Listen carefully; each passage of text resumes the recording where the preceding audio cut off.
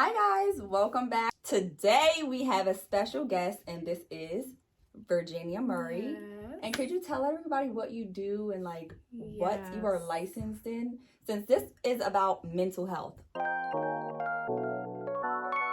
I am a licensed professional clinical mental health counselor. I am also nationally certified and credentialed. Awesome. Yes. Okay. Yes. So my viewers, those of you who don't know, I am a certified case manager and I am a counseling support, and I do have my own practice and I partnership as an independent contractor with another company. So it's so good to have you here. This means being a licensed therapist. This means you get to accept insurances, you get to take clients, and you basically get to build up your own practice, right? Yes. Okay. I am currently in the credentialing process and I am credentialed through some insurances. Okay. So that's pretty much the difference between being certified and being licensed, you guys, is that she gets to take insurances and all of that good stuff. Me, I partnershiped, but I also have the opportunity to where if I was to ever get a licensed therapist under me or in my practice, I could start taking insurances. But today we're actually going to talk about the mental health field, not all of those intricate details of business and stuff, but we're going to talk emotions, we're going to talk feelings, we're going to talk the day-to-day life of a therapist. All the good stuff. Okay. So as a therapist, I would like to ask you, have you ever been to therapy yourself? So I have not been to therapy as a therapist, but I do highly recommend it because even therapists need therapists. Yeah.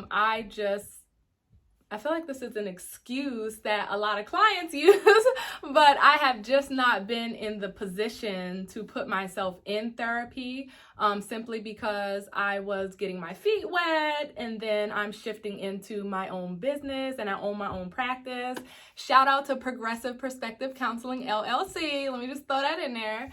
And once I kind of get everything settled, I feel like then I would shift into finding my own therapist and being able to connect with someone in a supportive way.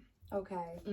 Now, that being said, I want to give you guys a background on her because this is my sister, okay? So, we did grow up in a household with, pastors, our parents being pastors.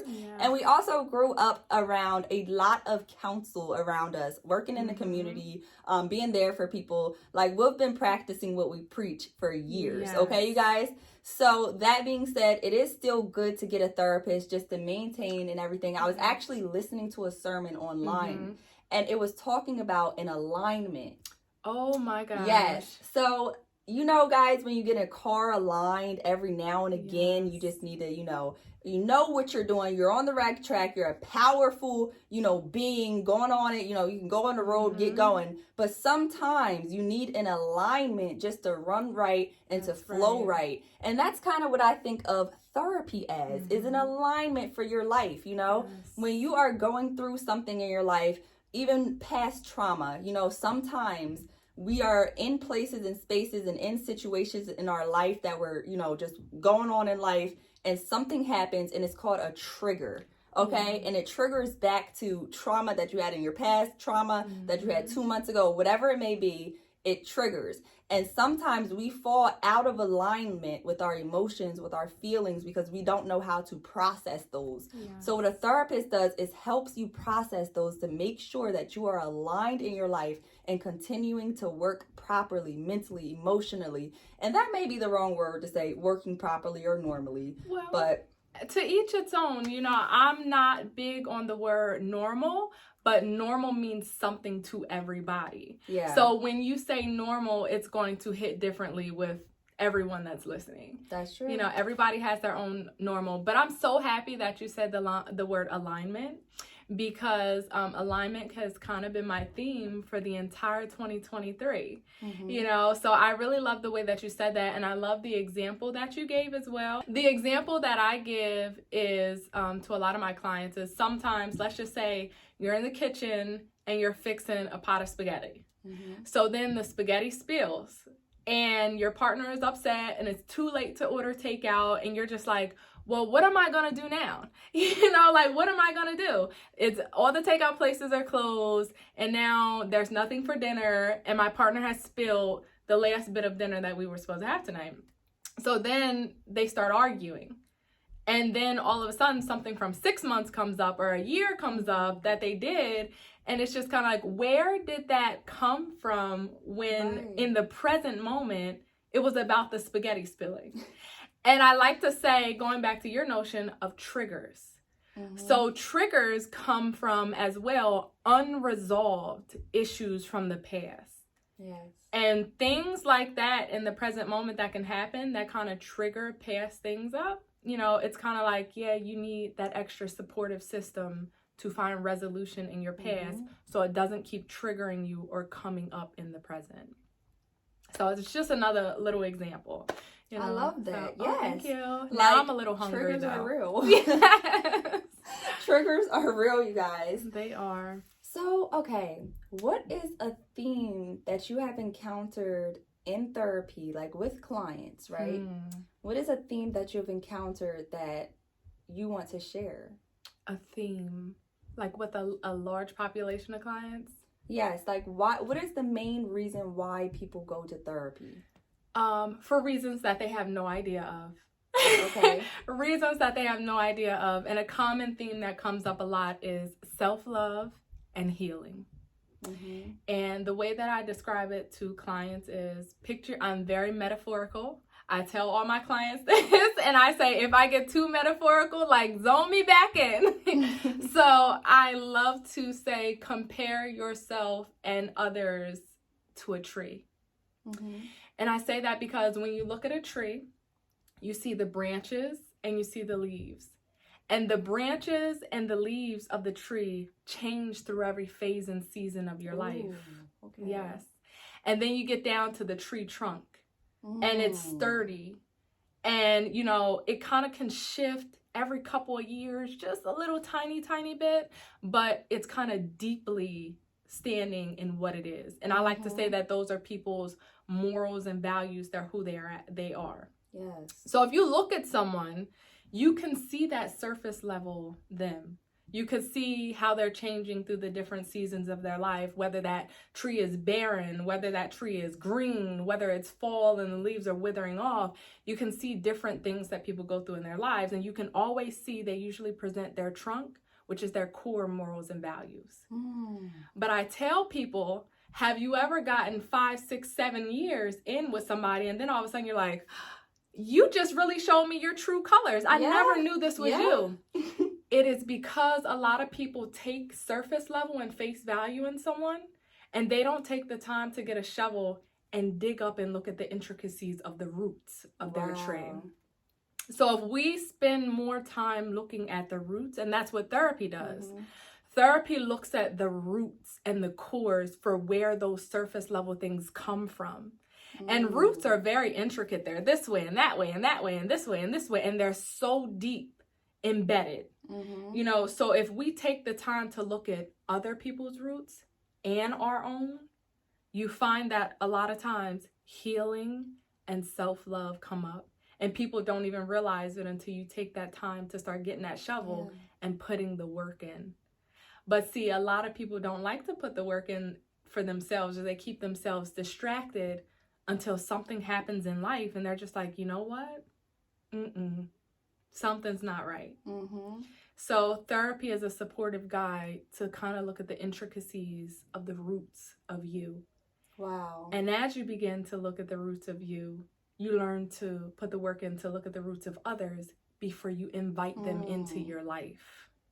Wow. And you guys, I want you guys to listen to this. Speaking of alignment, you guys, we're on the same page, because if you guys remember my last YouTube video, I was talking about roots. Oh, wow. Yes. Okay. So, not exactly, you know, what you just said, but I was talking in the sense of something else, but I'm relating it to this because, you guys, what I had gotten was a word from God of, you know, I don't know who needs to hear this, but it was, you have the seeds, but you are not flourishing because you have no rooting. Right. So, you know, God said, I didn't tell you you don't have the seeds. I didn't tell you, you know, your plan is not to flourish. It is because you have to be in good soil. Yes. Okay. Some people are not in good soil. So you have to get to good soil in order to flourish, you guys. So some people out here, you know, they don't know what they're doing. They don't know their purpose. They're not walking in their purpose. And what therapy does is it really brings everything to the forefront, and it allows you to pick apart and reflect, you know, the deeper subjects of what is my purpose. Yes. You know, sometimes you have to dig back to what happened 30 years ago and say, you know, why are you depressed? It's not just, okay, let's get some self-care is, you know, okay, let's get some medicine, you know, for your depression. But soul care is, why are you depressed? What happened for you to get to, when were you depressed? You know, that's the deep root of it, not just surface. That's right. That's so right. I'm glad you said that. It was like confirmation. Yes. The rooting is the real thing. Yes, it is. So, you know, I thank you for just what you do and even your clients, because I know that everybody that we are connected to, those roots that are planted, you know, those roots touch other roots. Yes, they do. You know? Yes, they do. And it's like, as a therapist, you know, your roots can go deep, your roots can go strong. But at the end of the day, you need those connections in order to stay tied to who you are and walking in your purpose and helping this person and helping that person, planting this seed over there, planting this seed over there. And you guys know what happens when you plant seeds? Those seeds flourish and then they plant seeds, you know? So as one person, you touch one person, but guess what? You're really touching 100 person, because how many people can that person touch? And that's exactly what I said. Every time anybody asks me why I got into therapy, why are you doing this? And I always tell them, I say, okay, it's a little cliche, but I love to help people. And the example that I give them is, if I plant a seed in someone and it shifts their perspective, they're going to take that knowledge and they're going to pass it to whoever else they pass it to. And it's like a chain reaction. Yes. So the information doesn't stay contained in the therapy room, whether it's telehealth or inside of an office. Like, if it helped them, they're going to boom, boom, boom, set it off like popcorn. You remember that saying? Yeah. They're going to set it off like popcorn. And it's not their job. And this is what I'm huge on too.